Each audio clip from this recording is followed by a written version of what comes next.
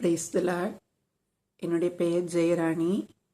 நான் ஒரு கிறிஸ்தவ குடும்பத்திலே பிறந்து கிறிஸ்தவ முறைப்படி வளர்க்கப்பட்டேன்.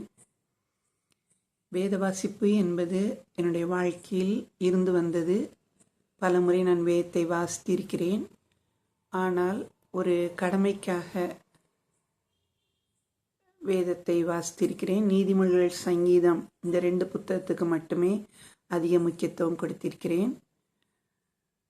கடந்த கொரோனா காலத்தின் போது என்னுடைய அண்ணன் மூலமாக இந்த காட் டிபெண்டன்ஸ் வேத வாசிப்பு திட்டங்கள் அறிமுகப்படுத்தப்பட்டது. அதன் பின்பாக நான் இதில் இணைந்து 1 மாதம், 2 மாதம் மற்றும் 1 வருடம் இந்த திட்டங்களிலே இணைந்து வேதத்தை பலமுறை வாசித்திருக்கிறேன்.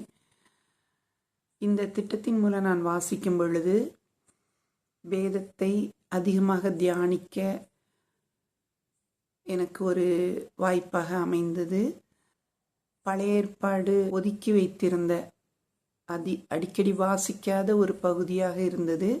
அதை அதிகமாக வாசித்து அதன் மூலம் அநேக காரியங்களை நான் தெரிந்து கொள்வதற்கு இந்த வேத வாசிப்பு திட்டம் எனக்கு பிரயோஜனமாக இருந்தது.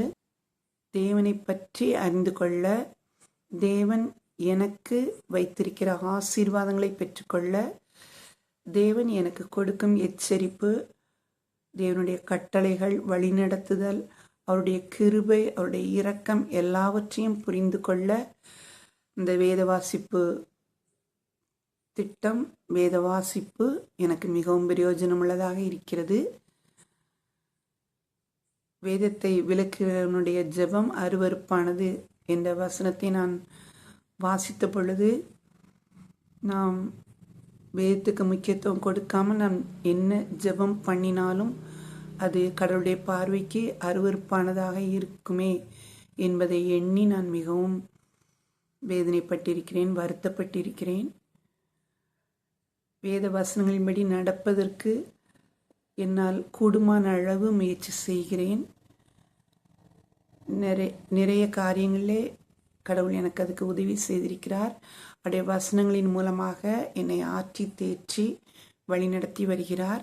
இன்னும் என்னை வழிநடத்துவார் என்று நம்புகிறேன். எல்லோருமே கண்டிப்பாக வேதத்தை வாசிக்க வேண்டும், அதன் மகத்துவங்களை புரிந்து கொள்ள வேண்டும், அந்த வசனங்களை நம்முடைய வாழ்க்கையிலே அபியாசப்படுத்த வேண்டும். அதன் மூலமே நம் கடவுளின் ஆசீர்வாதங்களை பெற்றுக்கொள்ள முடியும். நம்முடைய ஆவிக்குரிய வாழ்க்கைக்கு முக்கியமான ஆகாரமாக இருப்பது, இன்றியமையாத ஆகாரமாக இருப்பது வேத வசனங்கள் மட்டுமே.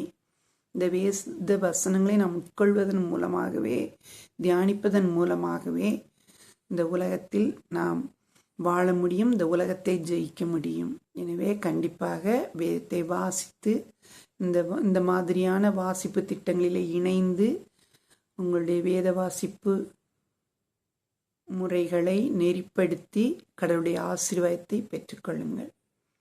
தேவனுடைய நாமத்திற்கே மகிமை உண்டாவதாக. Thanks for watching. Like, share and subscribe God Dependence YouTube channel.